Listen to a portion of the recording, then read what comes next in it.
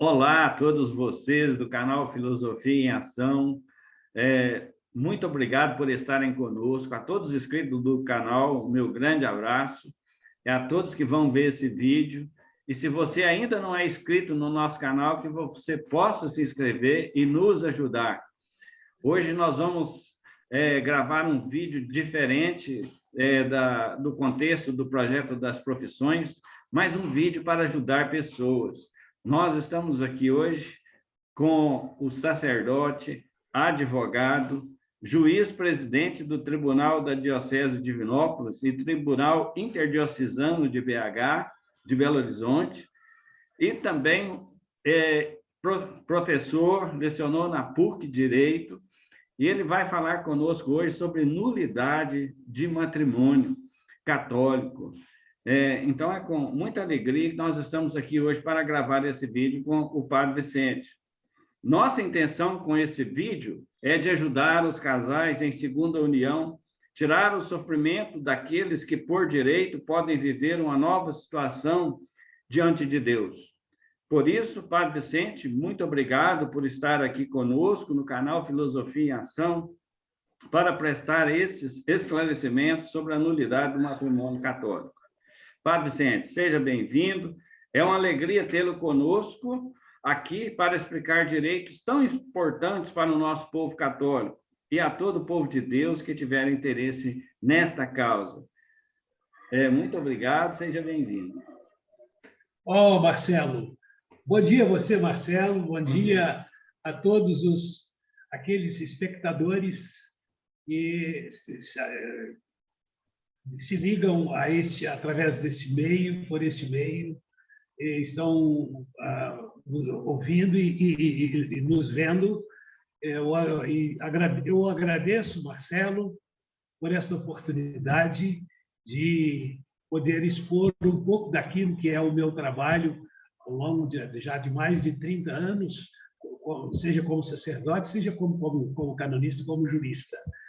E o meu elogio a você por esta iniciativa no sentido e com a preocupação de ajudar as pessoas, de oferecer subsídio às pessoas e transmitir conhecimento a respeito de uma matéria profundamente específica, complexa e muito difícil, que é a possibilidade da declaração de nulidade de um matrimônio. E, sem mais, eu fico à sua disposição para responder todas as perguntas que você me fizer e que possam esclarecer e que possam levar conhecimento a todas as pessoas que estão como espectadores neste canal de... Como é que é? Filosofia... Em Ação. Em Ação. Filosofia em Ação. Vê-se que a filosofia não é uma ciência morta, mas é uma ciência viva, porque é a ciência da arte do pensamento. Isso. Albert Einstein tem uma expressão interessante, pela qual eu tenho muita admiração, não é? Ele diz: the imagination is more important than knowledge, ou seja, a imaginação é muito mais importante do que o conhecimento. E a filosofia vive da imaginação, a filosofia vive da razão. E isso é, para mim, profundamente consolador. Amo a filosofia, e o canonista, o jurista que quer fazer ciência, ele necessariamente tem que ter bom conhecimento de filosofia. Eu sempre me preocupei nesse sentido, né, de ter conhecimento da filosofia, conhecer a filosofia, estudar filosofia, ler filosofia, continuar estudando filosofia, chegando à conclusão no final de tudo que até agora não sei nada, ainda tenho muito que aprender. Só sei que nada sei. Nada sei, só sei que nada sei. Isso. Continuando aqui, então, fazer um enunciado aqui para iniciarmos as nossas perguntas, Padre Vicente. Para a Igreja Católica, o matrimônio é indissolúvel. Enquanto os cônjuges viverem, a Igreja não pode dissolver um matrimônio válido. Assim vigora sempre a regra segundo a qual a única ruptura possível é o óbito de qualquer um dos cônjuges. Todavia, existem situações em que o casamento de fato nunca existiu, ou seja, que nunca foi abençoado por Deus. Acontece em casos em que um dos cônjuges casou-se não por vontade própria, mas por repressão ou por outras formas de intimidação ou engano. Através do competente tribunal eclesiástico, e eu digo aqui de passagem que eu sei que é uma justiça séria, né? É uma justiça que vai a fundo em todos os processos que vai estudar, e a igreja julgará cada contundente. O tribunal eclesiástico declara a nulidade, ficando os cônjuges livres para contrair as novas núpcias. Então, Padre Vicente, nossa primeira pergunta. Diante do enunciado, a igreja não pode anular casamento, mas pode, pelo direito que compete ao tribunal eclesiástico, tornar nulo. Explique para nós qual a diferença entre anular e a nulidade, em análise a esse referido tema do matrimônio. Sim. Bom, anular significa fazer com que algo deixe de existir, ou seja, anular significa fazer com que algo não exista mais. Isto é anular. Por exemplo, citando um exemplo assim bastante prático, eu pego uma folha de papel, vou anular, então estou anulando a folha de papel.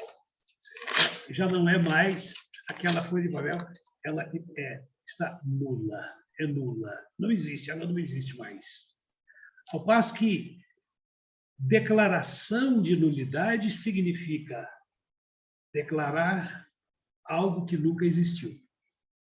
Então, vejamos, o matrimônio, o sacramento do matrimônio é um contrato. Ah, mas é um contrato sui generis, um contrato diferente dos outros, mas é um contrato. Por quê? Porque é um acordo de vontades de duas pessoas, de um homem e de uma mulher. Um acordo de vontades. Este acordo de vontades é o contrato. E este contrato é o sacramento do matrimônio. Todo contrato não pode ter defeitos, não pode ter vícios. Todo contrato que tem um vício ou um defeito, ele é nulo, ou seja, ele não existiu. Não existe. E quando a igreja declara nulo um matrimônio, um casamento, ela diz assim, esse contrato sacramento, o contrato sacramental do matrimônio não existiu. Não, por isso nós dizemos, não foi válido, porque celebrou-se, mas celebrou-se invalidamente. Por quê? Porque tinha algum vício, tinha algum defeito no contrato. Todo contrato viciado, todo contrato defeituoso é nulo. Se não houve contrato, não houve sacramento. Correto. Padre Vicente, como iniciar um processo de nulidade do matrimônio? Como requerer? O senhor pode explicar um pouquinho sobre isso? Sim. Somente os cônjuges, somente os dois e o promotor de justiça do tribunal podem acusar a nulidade de um matrimônio. Então, segundo a norma, segundo o direito,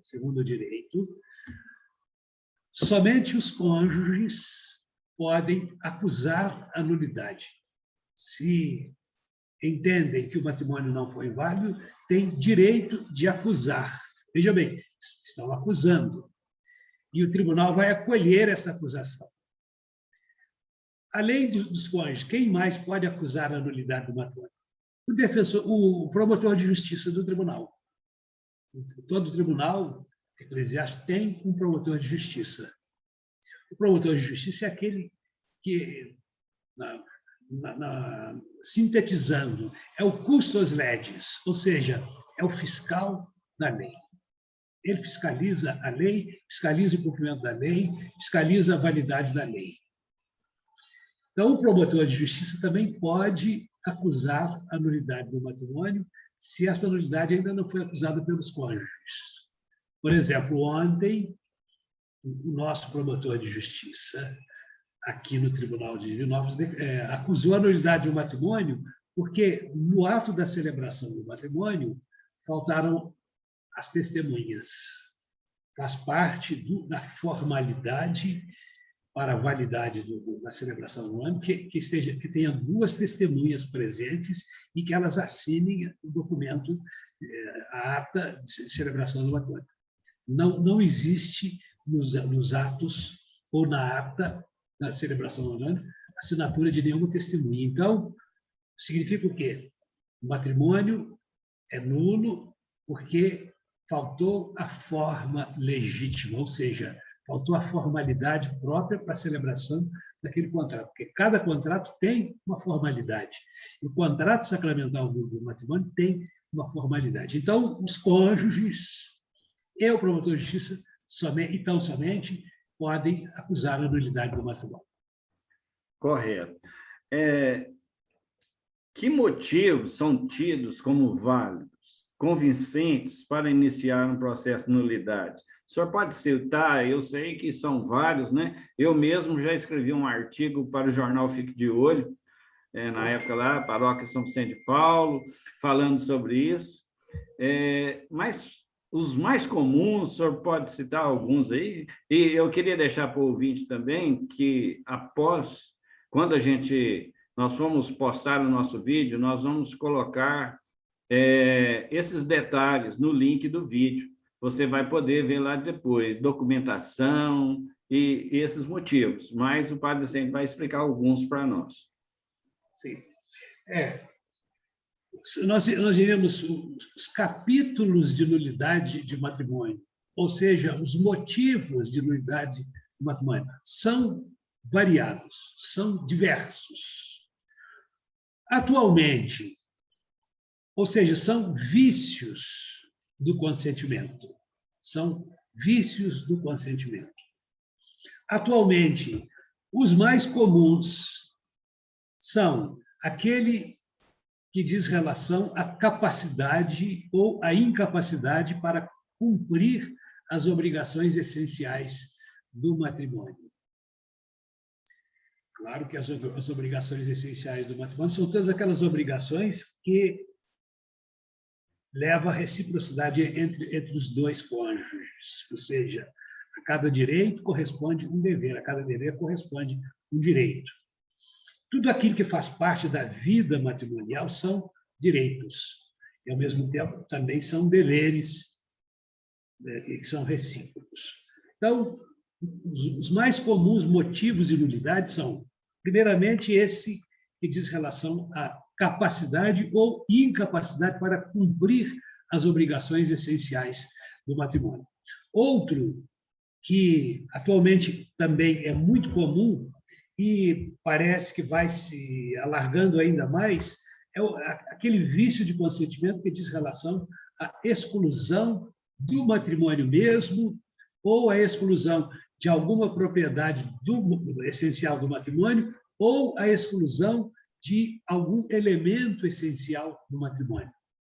Então, nós teríamos a exclusão total do matrimônio ou a exclusão parcial do matrimônio. A exclusão total do matrimônio é a exclusão do matrimônio mesmo, e que existe discussão, existe divergência entre os autores, entre os doutrinadores, entre os canonistas, se a exclusão do bem do sacramento seria uma exclusão, uma simulação total, ou se seria uma simulação parcial. Ou se seria tão somente a simulação total. Mas me referia à simulação total e parcial. A simulação total é a exclusão do matrimônio mesmo, que é, de modo geral, mais comum atualmente. E a simulação parcial, ou seja, a exclusão parcial das propriedades essenciais ou dos elementos essenciais. As propriedades essenciais são a insolubilidade e a unidade. Quer dizer, a insolubilidade é estritamente vinculada à unidade, são duas propriedades que são essenciais. Nós aprendemos na filosofia, você aprendeu isso também, Marcelo, que você é filósofo também, que essencial é aquilo que faz com que uma coisa seja aquela coisa e não seja outra. Né? Então, Esse livro, por exemplo, que é o Código de Direito Canônico, eu tenho sempre nas mãos, carrego quase sempre, isso aí, carrego quase sempre debaixo dos braços, né? Como se fosse a Bíblia. Né? Então, o que eu ia dizendo mesmo, que o que faz com que este livro aqui seja esse livro, é esse livro, é o que faz com que esse livro seja esse livro, e não outro. Então, a essencialidade desse livro é aquilo que faz com que esse livro aqui seja este, e não seja o outro. Então, o que é essencial? Propriedade essencial.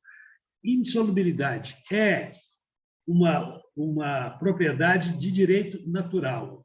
As pessoas questionam, mas direito natural, o que é direito natural? Direito natural não existe. Direito natural, lei natural, é a lei de Deus inscrita na natureza. Assim nós entendemos, assim interpretou São Tomás de Aquino, Rousseau. Né? Então, a lei natural, o direito natural, é a lei de Deus inscrita na natureza. Por exemplo, gosto de citar muito algo que é palpável. Eu uso a cadeira para sentar. A minha cadeira é para sentar. É propriedade da cadeira ser assento. Então, é propriedade essencial ser assento. Agora, eu posso usar a cadeira para subir, para trocar uma lâmpada, para tirar um quadro, mas isso é impróprio. É impropriedade até perigoso. Pode cair, pode quebrar a perna, pode quebrar o braço, pode quebrar a cabeça. Né? Então, são as impropriedades da vida que acontecem muitas vezes. Então, é próprio da cadeira ela ser assento, e não para ser usada para servir de suporte para trocar uma lâmpada ou para trocar um quadro e coisa semelhante. Então, propriedade essencial é aquilo que faz com que aquilo seja aquilo e não outra coisa. A propriedade essencial da indissolubilidade do matrimônio é de direito natural e nenhum ser humano, nenhum poder pode dissolver o matrimônio que é indissolúvel. Por isso, a indissolubilidade é essa propriedade essencial. Junto com a unidade, é próprio do matrimônio a unidade. Essa íntima comunhão de vida e amor entre os cônjuges. E depois, os elementos essenciais. Os elementos essenciais são 3. O bem da fidelidade, o bem da prole e o bem do sacramento, bem dos cônjuges. São 3 elementos essenciais. Se exclui um desses 3 elementos no matrimônio, exclui o matrimônio mesmo.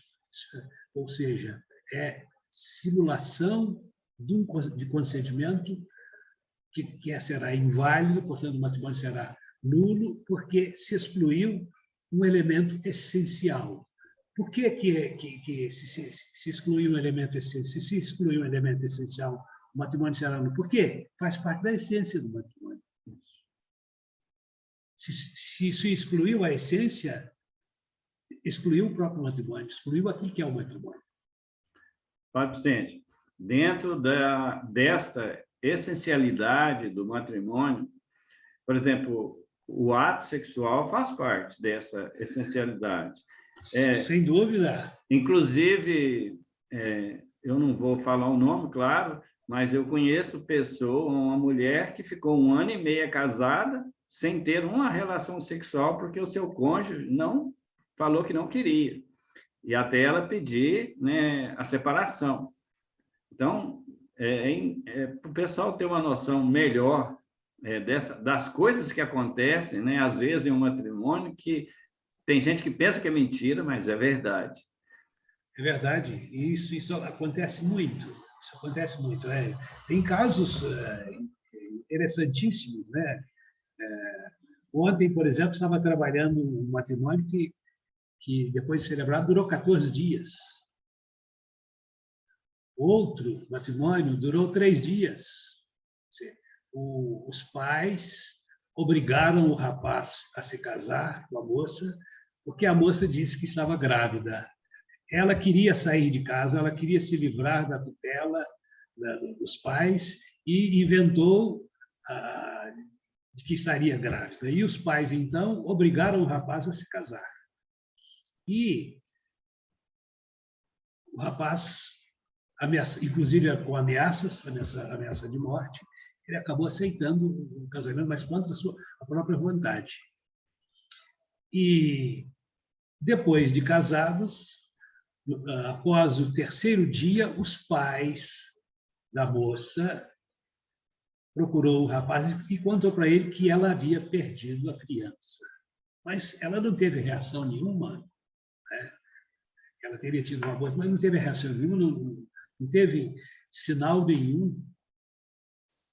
E o rapaz ficou muito aborrecido e muito revoltado, claro, com razão, foi embora para a casa dos pais. Mas antes de chegar na casa dos pais, passou na igreja, procurou o padre, e o padre o convenceu a voltar e tentar novamente. Ele voltou e tentou, mas, infelizmente, não foi possível, porque ele não gostava, ele não tinha um amor sólido por aquela moça. E as desavenças foram se avolumando e ele acabou abandonando a moça e voltando para a casa dos pais. Dias depois, ele recebe uma cesta de doces que ela mandou. Ele não deixou ninguém comer os doces e não comeu também. Deu os doces para os gatos comeram e morreram. Então, está vendo? Olha até que ponto chega, né? Olha só. Os deveres próprios do sacramento do matrimônio, têm que ser observados. Então, você citava aí o exemplo, né? A conjunção carnal, ou seja, a relação sexual, é um dever das duas partes, mas, ao mesmo tempo, como nós dissemos, corresponde a um direito. O direito do rapaz ter a relação sexual com a sua parte, com a sua companheira, e é um dever da companheira. Mas é também um direito da companheira ter relações sexuais com o seu esposo, e é um dever recíproco do esposo. Correto. Se exclui esse dever, que é um dever essencial, está excluindo deveres próprios do Estado matrimonial, que podem levar à declaração de nulidade. Correto. Padre Vicente, depois acho que nós vamos chegar aí a algum ponto, nós vamos falar mais sobre casos. Mas agora, quanto tempo pode demorar no processo hoje?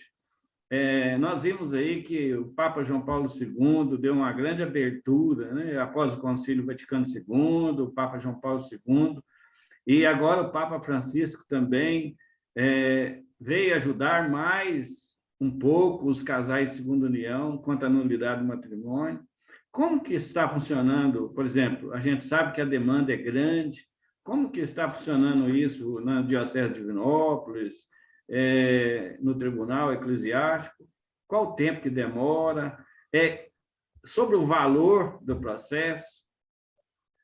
Só de passagem, o Código de Direito Canônico que nós temos atualmente, ele gastou quase 30 anos para ser reformado, porque iniciou-se com o Concílio Ecumênico Vaticano II, que aconteceu nos primórdios do ano de 1962, convocado pelo Santo João XXIII, Papa João XXIII, e demorou 30 anos, 25 anos para ser compendiado novamente o Código de Direito Canônico, e foi promulgado em 1983 pelo São João Paulo II, entrando também em vigor em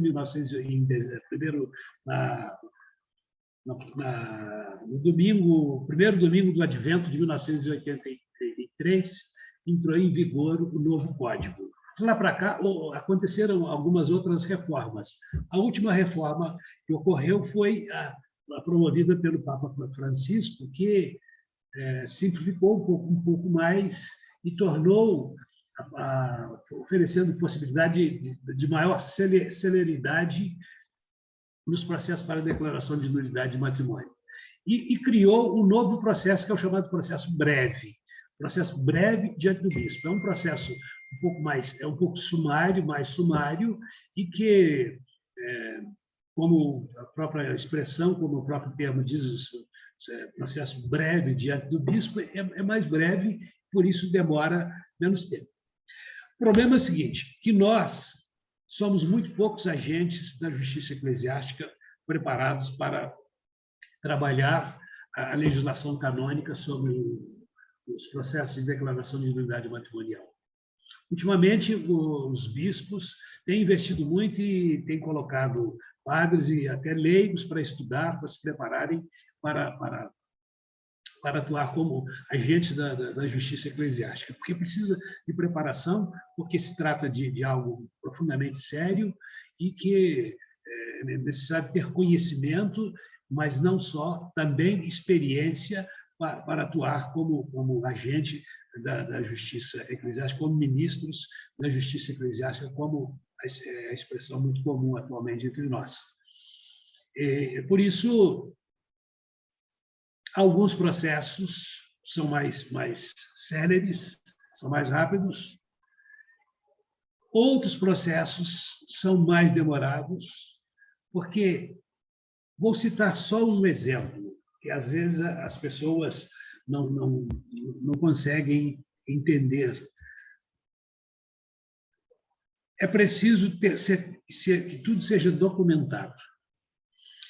É preciso que as partes, ou seja, os dois cônjuges, acompanhem tudo, tenham conhecimento de tudo. Nada pode ser feito à revelia, ou seja, o devido processo legal. E tem acontecido, o que tem acontecido muito? É que, muitas vezes, as pessoas mudam de endereço e não comunicam ao tribunal. O tribunal manda a correspondência volta. Intimou, agendou, aí voltou a correspondência e já estourou o prazo, já estourou a data agendada, tem que agendar a nova data, e aí vira aquele ciclo vicioso, uma bola difícil, de neve.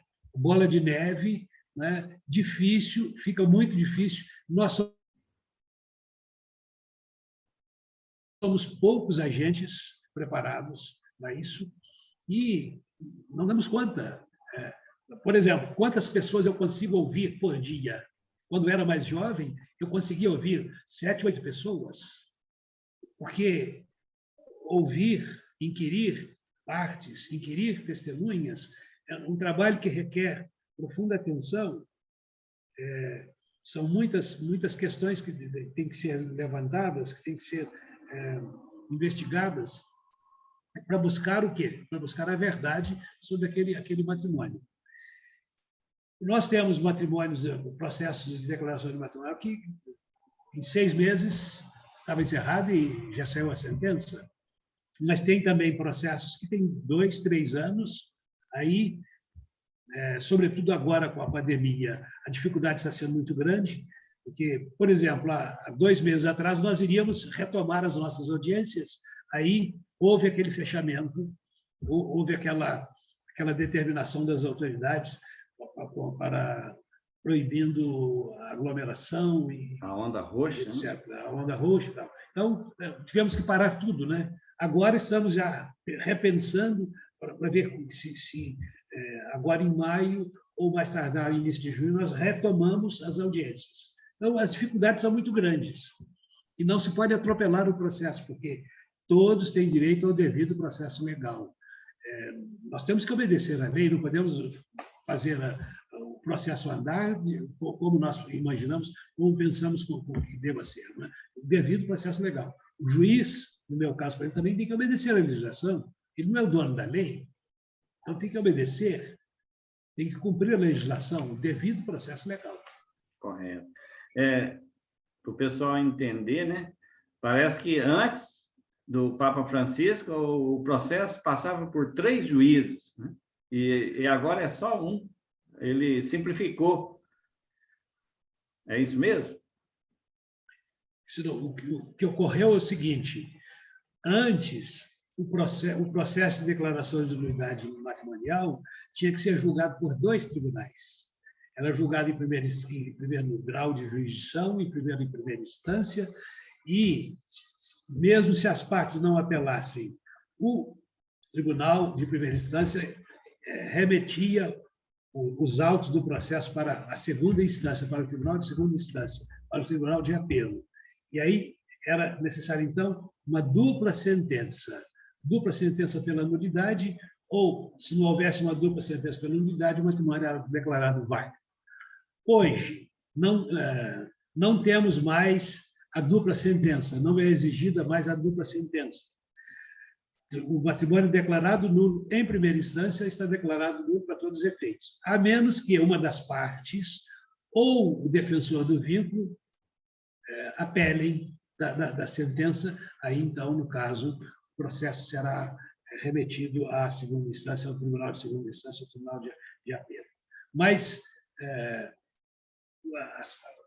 os processos de nulidade de matrimônio em primeira instância são tão bem instruídos, com tanta seriedade, que, uma vez declarado nulo,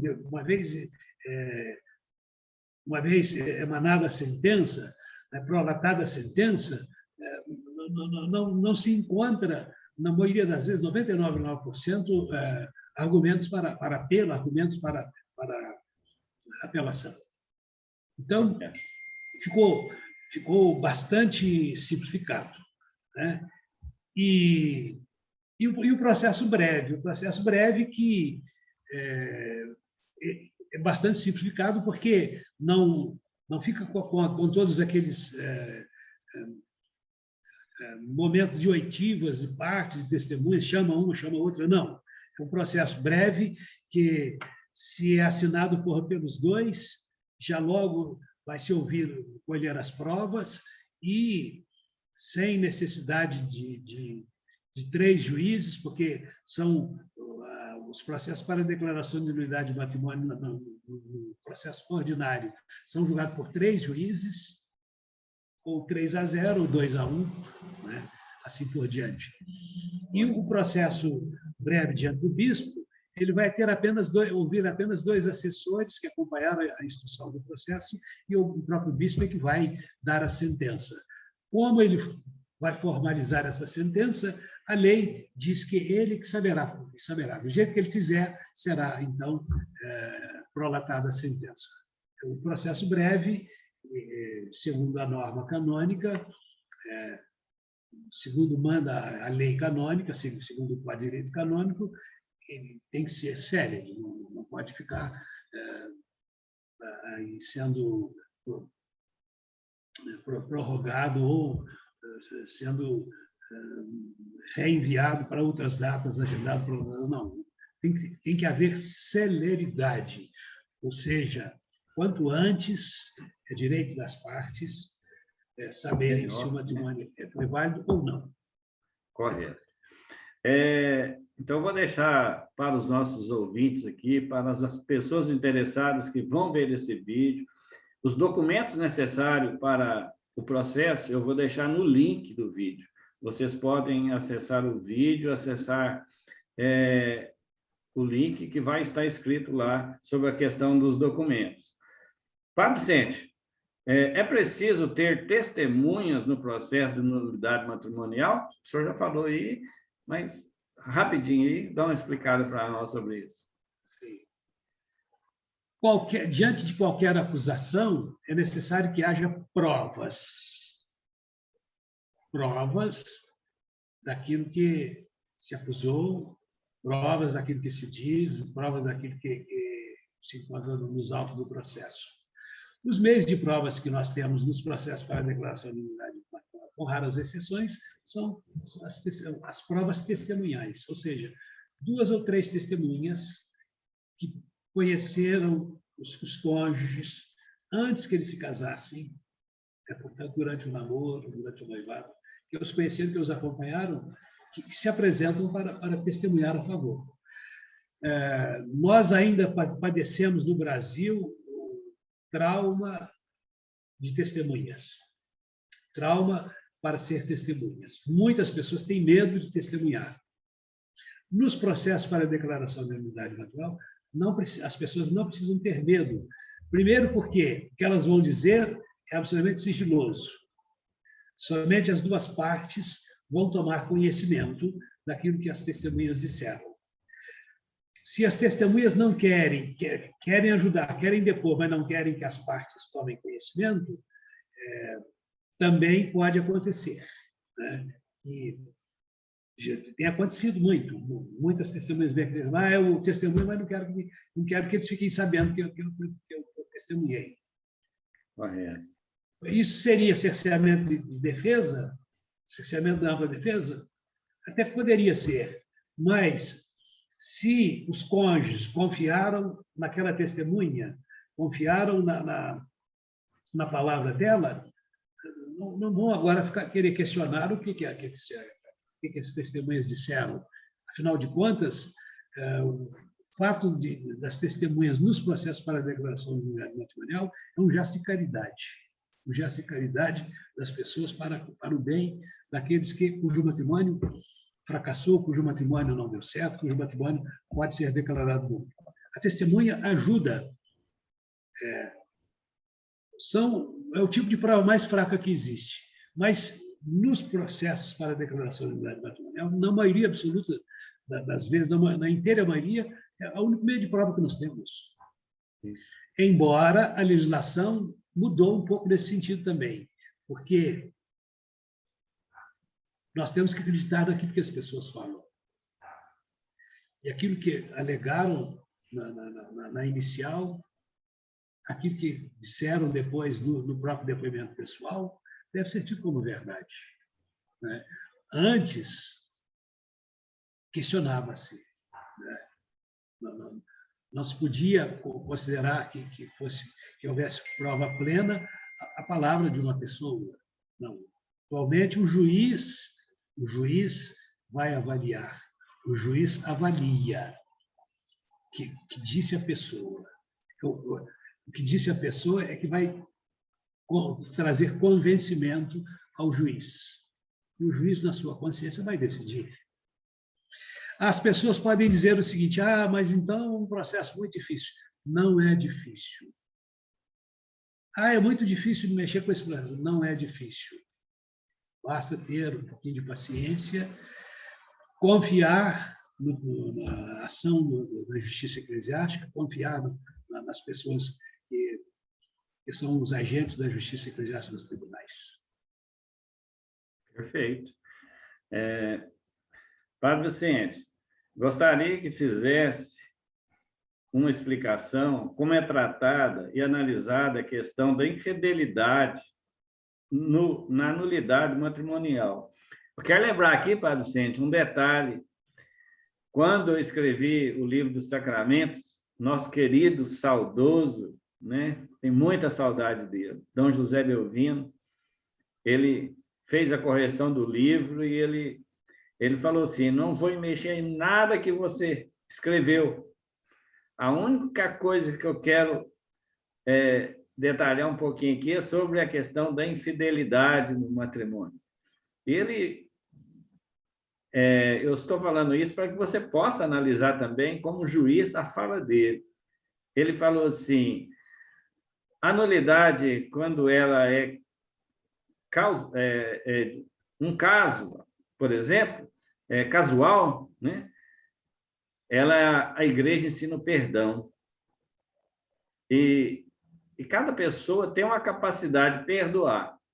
Agora, quando ela é contínua, aí já pode ser um caso de nulidade. É mais ou menos por aí? É exatamente isso, né? Inclusive, a legislação, a nova legislação dos processos para a declaração de nulidade matrimonial, né? Nunc iudex Dominus Iesus, né? Senhor Jesus Manso Juiz, que é o título da carta apostólica do Papa Francisco em fala de voto próprio, sobre a reforma do processo canônico para as causas de nulidade de matrimônio, no Código de Direito Canônico e também para as igrejas orientais. Porque tem um código para a igreja latina, que é a nossa igreja, e um código para as igrejas orientais, que é uma cultura, uma outra cultura. Mas é interessante notar que a reforma trouxe umas chamadas regras processuais para o tratamento das causas de nulidade matrimonial. São 14, são 16, são 21 artigos. E nesses artigos, o artigo 14, por exemplo, diz o seguinte: entre as circunstâncias que podem consentir o tratamento da causa de nulidade do matrimônio por meio do processo mais breve, segundo os cânones 1683 e 1617, se enumeram, por exemplo, olha um pouco o exemplo exatamente da questão que você levantou, né? A causa do matrimônio totalmente estranha à vida conjugal ou consistente na gravidez imprevista da mulher, ou na obstinada permanência em relação extraconjugal no tempo das núpcias ou em tempo imediatamente sucessivo. Então, a constância, né, a obstinada permanência em relação extraconjugal pode levar à nulidade. Por quê? Porque significa exclusão do bem da fidelidade matrimonial. Não sei se esclareci, Marcelo. Não, com certeza. E a infidelidade constante, né, é sinal que ela não levou a sério, não levou de forma nenhuma aquele compromisso diante de Deus, né? Quando ele disse sim para ela ou para ele. Então, é uma questão que precisa ser analisada, né? Com certeza. Se é permanente, é bastante sintomático de que não só está havendo qualquer problema na convivência do casal, mas que também está atingindo aquilo que faz parte da essência do sacramento do matrimônio, né? A fidelidade conjugal é um dos elementos da essencialidade do matrimônio. Se exclui a essencialidade, está também excluindo, está colocando em dúvida a validade do contrato sacramental do matrimônio. Para você que está vendo esse vídeo aqui, que eu estou achando formidável, por exemplo, existe casos de infidelidade, igual o padre Vicente falou aí para nós sobre a questão do processo rápido, né? Tem casos que dá para a igreja analisar de forma rápida. Por exemplo, eu sei de um caso em que o rapaz casou, em um dia, viajou para a sua lua de mel, e no hotel em que ele estava de lua de mel, também ali se encontrava, ele levou também a amante viajou de forma sem saber, né? A esposa não sabia, e ela descobriu depois. Eu acho que em 3 dias ela descobriu esse fato. Então, para você que vai assistir esse vídeo, existem casos que nós vemos que a aliança não existiu, né? Não teve compromisso algum. Nós podemos falar uma palavra que está sendo muito usada ultimamente, um fato bizarro, né? Que não é possível admitir tal coisa.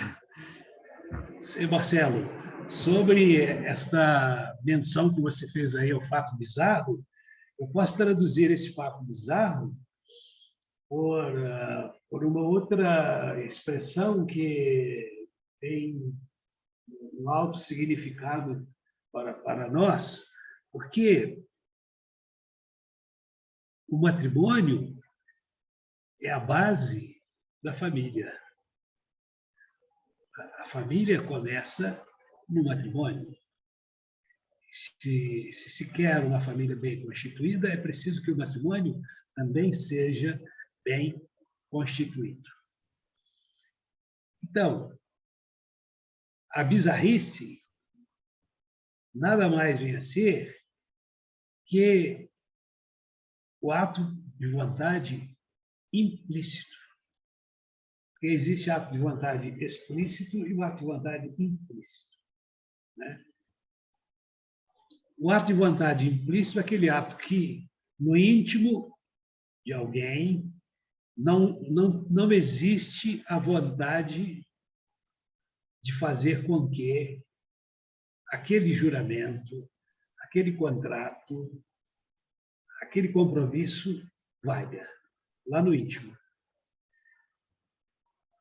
Ou seja, o ato fica somente nas aparências, mas implicitamente, lá no íntimo, no interior, há uma exclusão daquilo que significa o ato celebrado.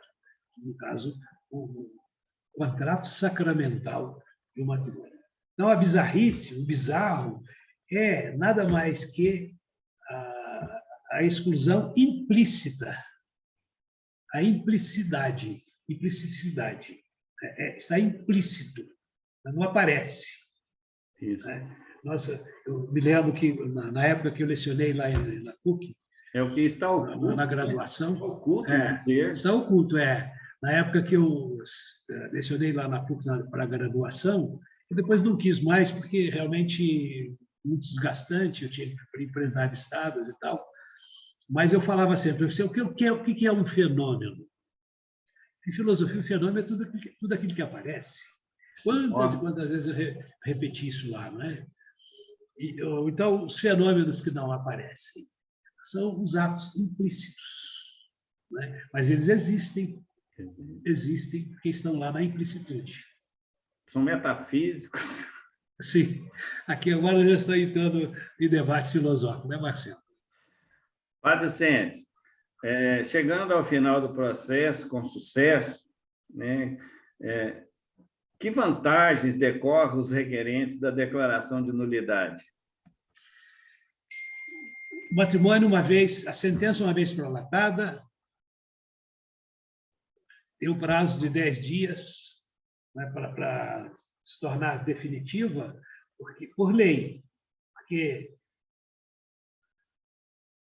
faz parte do devido processo legal, né, o prazo para mesmo que remota a possibilidade de recurso, a possibilidade de apelo. Uma vez decaído esse prazo, uma vez decurso desse prazo, a sentença se torna definitiva e por isso se torna executiva. Ou seja, ela é autoexecutiva. O matrimônio não existiu, as partes estão absolutamente livres para contrair não um novo matrimônio, porque o primeiro não existiu. Não existiu. Mas contrair futuras núpcias, futuro matrimônio.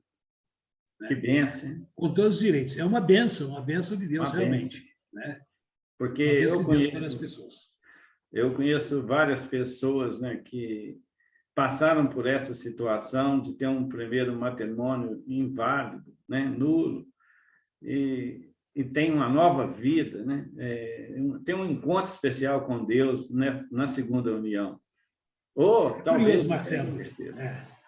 É curioso isso que você falou e me fez lembrar o seguinte, que, de modo geral, a inteira maioria das pessoas que procuram a justiça eclesiástica para acusar a nulidade do próprio patrimônio, o matrimônio que celebraram já não existe mais mesmo, já não se tem nenhuma esperança de reconciliação, de retomada da vida conjugal, da vida matrimonial, e a inteira maioria já tem uma nova relação, já tem um novo companheiro, uma nova companheira, não existe mais nenhuma possibilidade, nenhuma chance de retomada, porque no ato da acusação da nulidade do matrimônio, a primeira questão, a primeira pergunta, a primeira inquirição que a justiça eclesiástica deve fazer aos nulentes é se há possibilidade de reconciliação. Por que isso? Porque, na dúvida, isto a lei estabelece, na dúvida sobre a validade ou não do matrimônio, estás pela validade. Na dúvida, estás pela validade. Agora, quando existe dúvida da validade, é direito das partes que a justiça eclesiástica investigue para ver se foi válido ou não. Mas, então, repito, a inteira maioria das pessoas que procuram a justiça eclesiástica, procuram os tribunais eclesiásticos, é porque o matrimônio já acabou realmente, já não existe mais, não há mais nenhuma possibilidade de reconciliação, de retomada da vida matrimonial, da vida conjugal. Correto. Padre Vicente, estamos chegando ao final dessa entrevista, né, maravilhosa, que eu tenho certeza que vai ajudar centenas de pessoas. É um vídeo que vai ficar marcado. Eu tenho orgulho de estar fazendo esse vídeo com o senhor nesse momento, porque é um assunto, assim, parece que é até um pouco... O orgulho aqui é recíproco. O orgulho é recíproco. Obrigado, muito obrigado. Então, eu queria falar para o senhor, qual a mensagem que o senhor deixa para as pessoas que têm essa vontade de buscar a nulidade do matrimônio para viver uma nova relação, uma nova vida a dois em Cristo? Qual a mensagem que o senhor pode falar para os nossos ouvintes aí? Sim. Marcelo, se me permite, eu vou alargar esta mensagem também para aqueles que, com certeza, estão nos acompanhando, estão sendo espectadores aqui nesta oportunidade, para aqueles que vivem o próprio matrimônio. Você é casado, você teve filhos, né? Você sabe da validade, da importância, da grandeza do sacramento do matrimônio. Então, a minha mensagem de estímulo e motivação a todos aqueles que são esposados, têm a sua esposa, têm o seu esposo, têm filhos, para que vivam profundamente, sejam muito felizes no próprio matrimônio. O sacramento do matrimônio é um sacramento vivo, né? É um sacramento que na sua existência, ele continua vivo, né? Só termina com a morte. E meu estímulo, a minha motivação a todos aqueles que são esposados, que vivem o seu matrimônio, que lembrem que são um testemunho de fidelidade ao sacramento do matrimônio para o mundo, para as pessoas. Lembrando-se daquilo que ensinou Santa Catarina de Sena, né? Quando tudo parece difícil, quando tudo parece impossível, quando tudo parece de sabor, lembre-se de que Deus, na pessoa de nosso Senhor Jesus Cristo, estão com vocês. Ele caminha com vocês. E o esforço, o sacrifício que fazem para viver o sacramento do matrimônio, para viver essa íntima comunhão de vida e amor, é exemplo, modelo para todos nós, é exemplo para todos nós de esperança e de fé. Aqueles cujo matrimônio não valeu, aqueles cujo matrimônio foi um fracasso, aqueles cujo matrimônio não existiu mesmo e que não foi possível levar avante, procure a justiça eclesiástica, é um direito. Procure o sacerdote, procure o padre da sua comunidade, procure o padre que conhece, procure o padre amigo, procure o padre mesmo que seja desconhecido. Todos estamos à disposição para abrir as portas da possibilidade de uma nova vida. Se o matrimônio fracassou, se o matrimônio não existiu, se não foram felizes no matrimônio, procure-nos, procure os tribunais eclesiásticos, procure o sacerdote, procure o padre da sua comunidade e confie a ele que eles vão encaminhá-lo ou encaminhá-la para o tribunal competente para estudar, né, para investigar sobre o seu caso e poder ter depois uma resposta da justiça eclesiástica, que é o caminho para a solução de muitos dramas, de muitos problemas que enfrentaram e que enfrentam diante de a possibilidade de uma nova companheira, de um novo companheiro, né? Não se descarta isso, não se pode descartar, né? Se um primeiro não foi possível, se um primeiro foi motivo de sofrimento, não foi motivo de felicidade, existe a possibilidade de um segundo. A justiça eclesiástica existe para isso. Então, a minha mensagem de esperança, a minha mensagem de fé a todos aqueles que nos acompanharam nesta manhã. Ok, Padre Vicente. Nós te agradecemos demais. E aproveitando a sua fala aí, que você falou sobre a questão das pessoas que estão casadas, né? E nós vemos que o casamento, o casamento é difícil, mas também é maravilhoso. Ele é belo. E o casamento, como o Concílio Vaticano define, né? O senhor falou um pouco aí, íntima comunhão de vida e De amor. vida e amor. E parece que tem um Íntima comunidade de vida complemento e amor. para a santificação dos mesmos. Para a santificação daqueles que se casam, para a santificação dos matrimoniados. Existe o verbo matrimoniar, que muitas pessoas acham que não existe, mas existe o verbo matrimoniar, ou matrimoniar-se, né? Para a santidade, ou seja, para a felicidade daqueles que se matrimoniam, para a felicidade daqueles que se casam. Então, eu vejo assim, a minha missão como esposa é fazer a minha esposa feliz, é fazer com que ela se santifique. Ao contrário também, ela, né, me fazer feliz e fazer que eu possa ser também um santo diante de Deus. Não sei se você se lembra, Marcelo, naquele livro que escrevi, Por que Casar-se? Depois veio outro, Casamento, Estação do Amor. Estação do Amor. Mas lá eu falo das duas asas, né? Os seres para voarem precisam de duas asas. Não basta uma. O homem tem uma asa, a mulher tem a segunda asa. E para sobreviverem, para voarem, precisa de estarem os dois unidos, dessa íntima comunhão de vida e amor, para voarem, né? Voarem e voarem para a felicidade, voarem e voarem para a própria realização. Né? Com uma asa somente não é possível voar.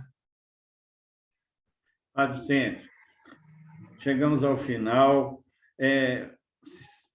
Daria para conversar aqui muito tempo ainda, mas o vídeo até se alongou um pouco, mas foi muito bom. Agradeço demais por você nos conceder. Eu sei que você é muito ocupado, são vários processos, é muita coisa para ser analisada, e nos concedeu esse tempo aqui hoje no canal Filosofia em Ação para ajudar as pessoas. Então, que esse vídeo possa realmente ajudar pessoas, chegar às pessoas que precisam ouvir esses ensinamentos que nós colocamos aqui, né, que você colocou aqui para todos. Então, muito obrigado, Deus abençoe, dê saúde, dê paz, para continuar aí nos abençoando sempre com a sua presença aí no mundo, junto do povo de Deus. Muito obrigado. Marcelo, eu que agradeço imensamente, foi um motivo de grande felicidade, profunda felicidade para mim. Eu que agradeço muito. Oxalá tenhamos outra oportunidade ou mais oportunidades de fazermos, não sei, acho que é uma live, né? Isso. Igual a esta de hoje, né? Obrigado. Quem sabe nós não possamos ter outra oportunidade de realizar uma live e aprofundar um pouco mais esse tema. Com certeza. Meu muito obrigado. Desejo a você e aos seus, a quem os tenho todos como amigos, muita felicidade, muita alegria, muita realização dos desejos, dos anseios próprios. E a todos aqueles que nos acompanharam, todos aqueles que estiveram ligados a nós aqui nesses momentos. Desejo muita felicidade, muita alegria, muita saúde e muita paz. Amém. E a todos vocês do canal Filosofia em Ação, eu também me despeço aqui. Se você ainda não é inscrito no nosso canal, inscreva-se, ajude o canal Filosofia em Ação nos seus vídeos sociais, nos seus vídeos do Projeto das Profissões e nos vídeos de filosofia para os nossos alunos. Então, meu grande abraço, muito obrigado e até um próximo vídeo, se Deus quiser.